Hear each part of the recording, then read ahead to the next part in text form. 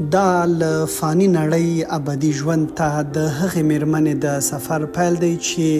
څه موده مخکې د ورور له زندان ژغورل شوې وه. نیکبخت بیبي 15 میاشتې وړاندې د کابل ښار له سمې حوزې اړوند سیمې له یوه کوره په داسې حال کې وموندل شوه چې ورور یې د کورني تاوتریخوالي له امله په یوه تیاره خونه کې 25 کاله بندي کړې وه. وایي دې ته یې کورنۍ له یوې وړې کړکۍ ډوډۍ ورکوله او هلته یې مرګ ته انتظار کاږه، خو نن د کابل پولیسو په مرسته د بیا ښه ژوند کولو په انتظار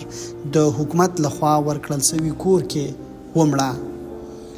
مسؤلین وایي چې نیکبخت ته وخت پر وخت روغتون ته د معایناتو لپاره لیږدول کېده او روغتیایي وضعیت هم ورځ تر بلې په ښه کېدو و،